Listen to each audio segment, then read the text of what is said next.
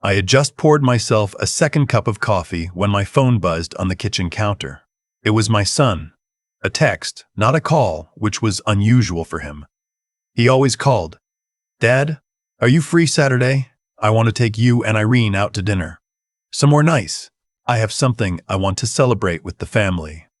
I set the mug down and read it twice. Something to celebrate.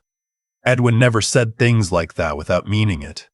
He wasn't a showy person, never had been, even after the money came. When his logistics company went public 3 years ago, he'd called me from his car, voice flat like he was reporting the weather, and said, "Dad, I think we did it." That was it. No party, no announcement. Just those 5 words. So when he said somewhere nice, I paid attention. I typed back, "Saturday works.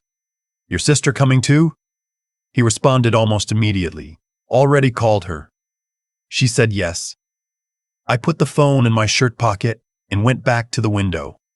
Outside, the oak tree in the front yard was losing its leaves early this year. I had been meaning to rake them for 2 weeks. I kept not doing it. That was October. I'd been living in the apartment on Claremont Avenue for 14 months by then. 2 bedrooms, beige carpet, a balcony too narrow to fit a chair on. It wasn't bad. I want to be clear about that. It wasn't bad. I want to be clear about that. It wasn't bad. But it wasn't what Edwin had intended for me either. I just didn't know that yet. My wife passed in the spring of 2021.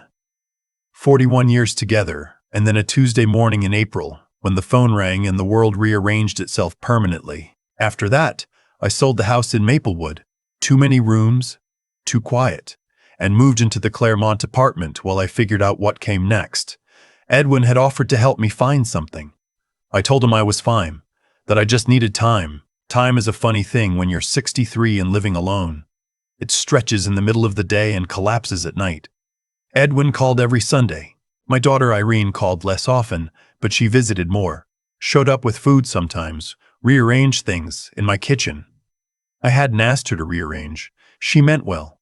She always meant well. That's what made everything so hard to understand later. She was the one who'd helped me find the Claremont apartment in the first place. Drove me to 3 different buildings, made a list of pros and cons for each one, talked me into this one because it had a good security system and was 12 minutes from her house. I remember sitting in the parking lot afterward while she circled things on a printed-out sheet and thinking how lucky I was to have a daughter who paid attention like that. I signed the lease the same week. Saturday came. Edwin had made a reservation at a steakhouse downtown. The kind with dark wood paneling and waiters who don't introduce themselves by name.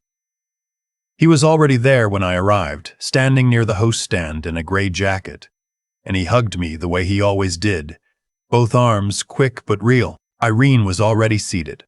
She stood when I came to the table and kissed my cheek and said I looked good. I told her she was lying because I'd caught a cold the week before and still looked like it. She laughed. It felt easy. It felt like a normal family dinner. We ordered. Edwin talked about a project his company was expanding into, something in Nashville, a new distribution hub. I asked questions I only half understood, and he answered them patiently, and Irene listened with her chin resting on one hand. She'd ordered the salmon. She was always ordering the salmon. It was after the main course, while we were waiting on dessert, that Edwin leaned back in his chair and said, "Okay, so, the reason I wanted to do this." Irene straightened slightly. I noticed it. She picked up her water glass. Edwin looked at me. "Dad, I have to tell you something I should have told you a long time ago. When Mom passed and you sold the house, I felt like I hadn't done enough, like I should have done more to help you land somewhere good." He paused. "So I did something. Quietly. I didn't want to make a big deal out of it." I waited. "About 2 years ago," he said, "I bought a property. A house. Over in Fieldstone. You know that area, near the park you and Mom used to walk through. 3 bedrooms, a real yard. I bought it for you, Dad.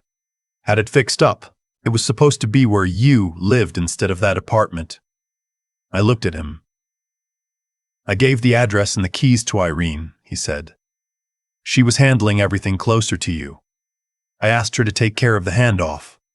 Silence, not dramatic silence. Just the kind that happens when something doesn't compute, when your brain keeps running the same sentence and hitting a wall. A house. He'd bought me a house. He'd given everything to Irene. I turned to my daughter. She was very still, both hands wrapped around the water glass, not drinking. Irene, I said. She didn't look up immediately. When she did, her eyes were somewhere between my face and the tablecloth. She started.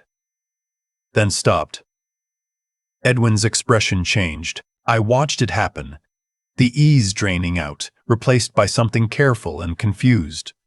Irene, he said slowly, didn't you give Dad the keys? She set the glass down. And then she stood up. Not dramatically, not shouting. She just stood up, grabbed her purse from the back of her chair, said, "I'm sorry," to no one in particular, and walked toward the exit. Edwin and I sat there. The waiter came by and asked if everything was all right, and Edwin said yes, and the waiter left, and neither of us spoke for a moment that felt much longer than it was. "Dad," Edwin finally said, "what is happening?" I shook my head. "I don't know, son. I genuinely don't know." I didn't sleep that night. Not because I was furious. The fury came later, and even then it wasn't clean. It was tangled up with other things. I didn't sleep because I kept trying to put the pieces into an order that made sense, and every arrangement I tried left something wrong on one end. Irene had keys to a house Edwin bought for me. She'd had them for what, almost 2 years? I'd been in that apartment raking invisible leaves, drinking coffee alone, and she had a key to a house that was mine. I tried to call her that night. Voicemail. I tried again in the morning. Voicemail. Edwin called me at 8 a.m. He'd been up too. I could hear it in his voice, that flatness that meant he was working very hard to stay calm. He said he'd looked at the property records again. The house was still in a trust he'd set up. Irene's name wasn't on anything legal. She'd simply been given the physical keys and the address and the instructions. What instructions? I asked. To give them to you. To help you look at the place, see if you liked it. It was supposed to be your choice, Dad. I didn't want to force anything on you. That's why I went through her instead of just handing you a key myself. I thought she'd handle it. I sat down on the couch. Edwin said something about lawyers, about wanting to understand the full picture before doing anything else. I told him to give me a few days first. I wanted to talk to Irene. It took her 4 days to call me back. When she finally called, it was a Wednesday afternoon. I was in the kitchen, of all places, the same kitchen I'd been standing in when Edwin's text came about the dinner. I'd been stirring soup I wasn't really hungry for. I picked up on the first ring. "Dad." Her voice was different. Not flat, not cold, more like something had been pressed out of it, like she'd spent 4 days squeezing herself back into a manageable shape, and this was what was left. "Irene," I said, "I need to tell you something, and I need you to let me finish before you say anything. Please." I turned off the burner. "Okay," she told me. It came out slowly at first, then faster, the way things do when they've been held somewhere too long. 2.5 years ago, her husband had been diagnosed with stage 3 kidney cancer. She hadn't told me because I'd just lost her mother, and she couldn't bear to put that on me, on top of everything else. The treatment costs had escalated faster than anything their insurance would cover. They'd burned through savings, they'd taken out a second mortgage on their own house. They'd borrowed from friends she was still ashamed to think about. And then Edwin had told her about the property in Fieldstone, given her the keys, and she had looked at those keys and thought about the bills stacked on her kitchen counter and made a choice she knew was wrong the moment she made it. She had used the house as collateral to secure a loan. She hadn't sold it, hadn't changed any ownership, but she'd leveraged it without telling anyone, without my knowledge, and she'd used that money to pay for her husband's treatment. He was in remission now, had been for 8 months. She said all of this in one long exhale. And then she stopped, and I could hear her breathing on the other end of the phone. I stood there in my kitchen for a long time. I thought about the night her mother died, and how Irene had been the one who stayed at the hospital until 3 in the morning, sitting in that chair next to the bed, holding a hand that had already gone still. I thought about how she'd called me every week after that, sometimes twice, sometimes just to check whether I'd eaten. I thought about the printed-out apartment comparison sheet with the little circles around the security ratings. I thought about 14 months of beige carpet and a balcony too narrow for a chair. "Your husband," I said finally. "Is he all right now?" A pause. "Yes. He's good, Dad. He's really good." I nodded at nothing. "And the loan? Is it cleared?" "Almost. 2 more payments." "Irene." I stopped. "New more." "2 more payments." "Irene." I stopped. I didn't know what I was going to say until I said it. "You should have told me." "I know. Not about the money. About him. About what you were going through. You should have told me that." She started crying then, quietly, the way she'd cried as a kid, trying not to make sound, like emotion was something that needed to be managed before it could be expressed. "I didn't want you to have another thing to carry," she said. "I thought about that. I thought about it for a long time after we hung up." I called Edwin the next morning. I told him everything she'd told me. He was quiet through most of it. When I finished, he said, "Dad, what do you want to do?" That was the thing about Edwin.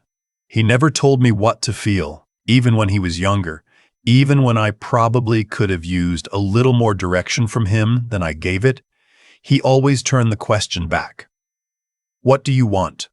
What do you think?" "I don't know yet," I told him honestly. "Okay," he said, "take your time." I took 3 weeks. I thought about it while I walked in the mornings, through the neighborhood and past the parking garage, and sometimes all the way down to the park along the river. I thought about it while I made coffee and watched the news, and didn't really watch the news. I thought about what my wife would have said. She was the one in our marriage who could hold 2 contradictory truths in one hand without dropping either of them. She would have known exactly how to balance what Irene had done against why she'd done it. I am not as good at that as she was, but I tried. What I kept coming back to was this. My daughter had watched her husband fight for his life and had been too afraid, too proud, or maybe too protective of me to ask for help.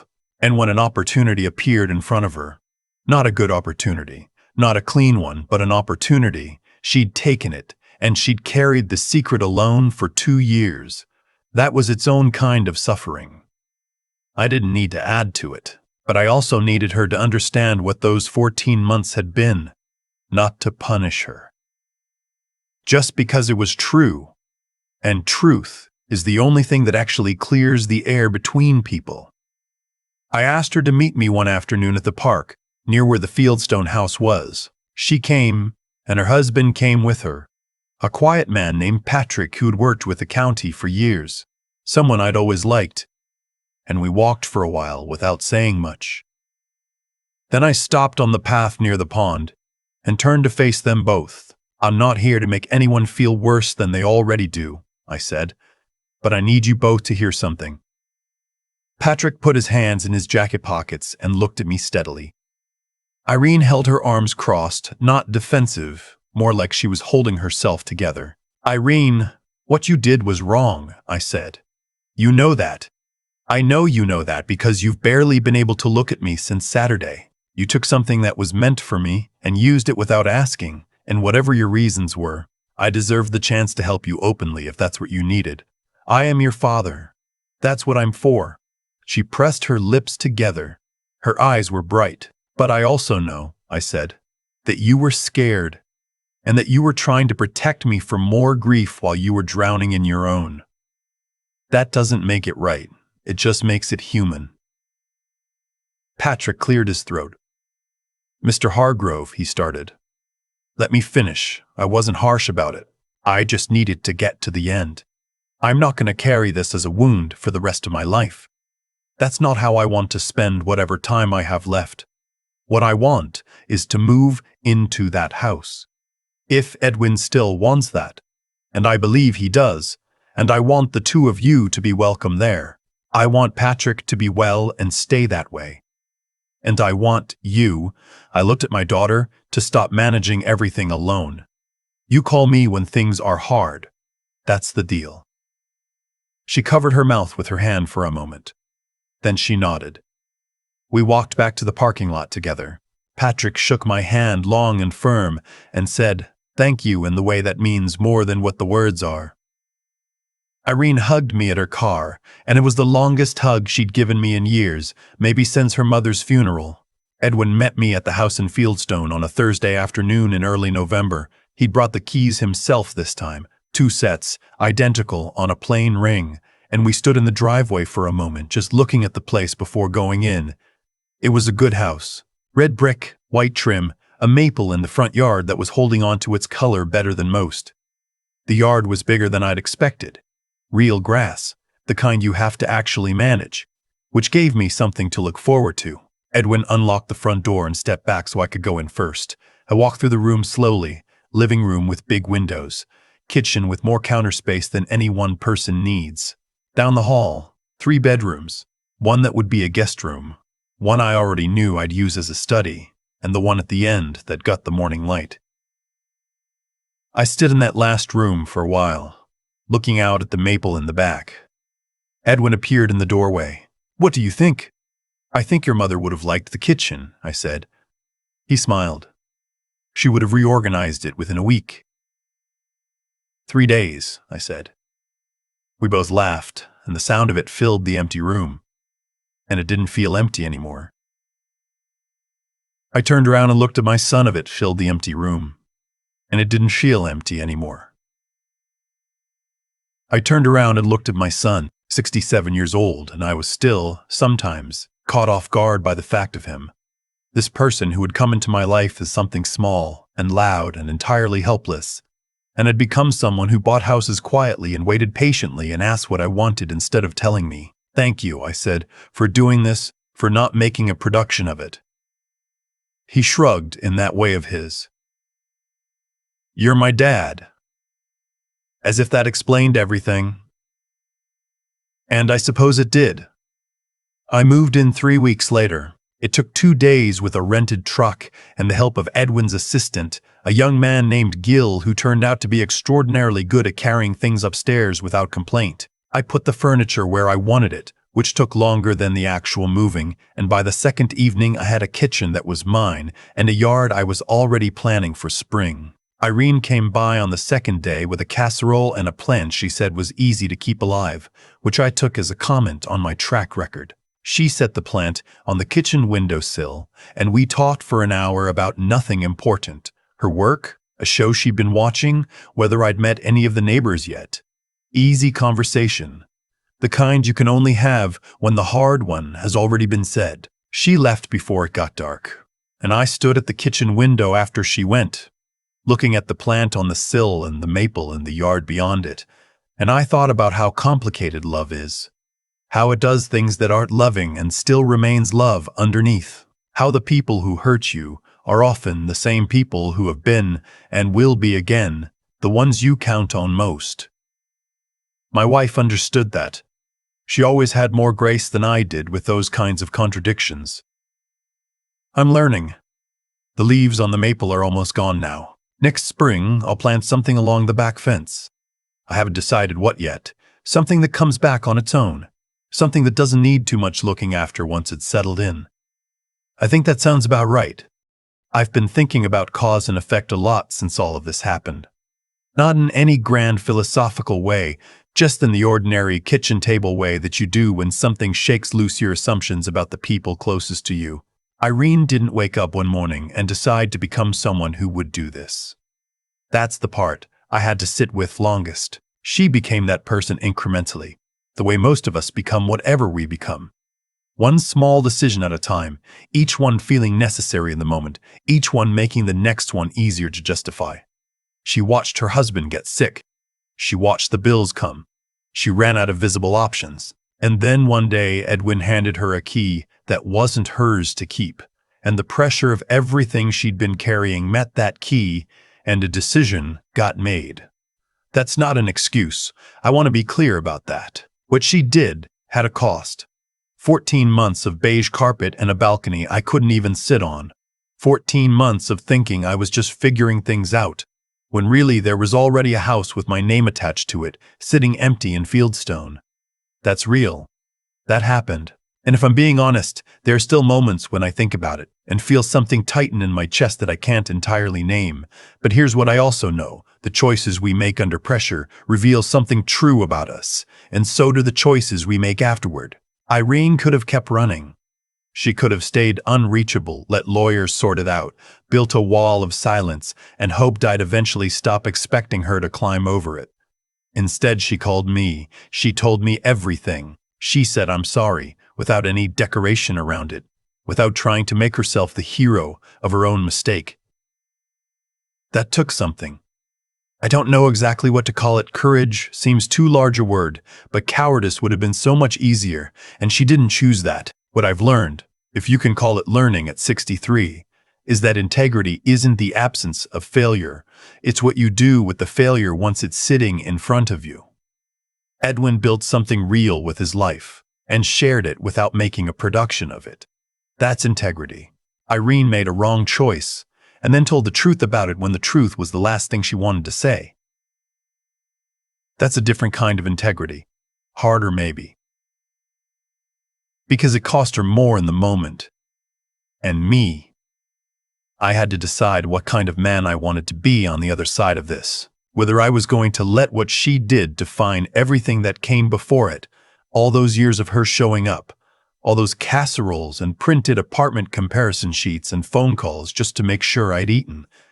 I decided I wasn't, not because I'm particularly wise or forgiving by nature, but because carrying that weight for the rest of my life sounded exhausting, and I've already carried enough. I live in the house now. The maple in the backyard is bare, but it'll come back. So will we.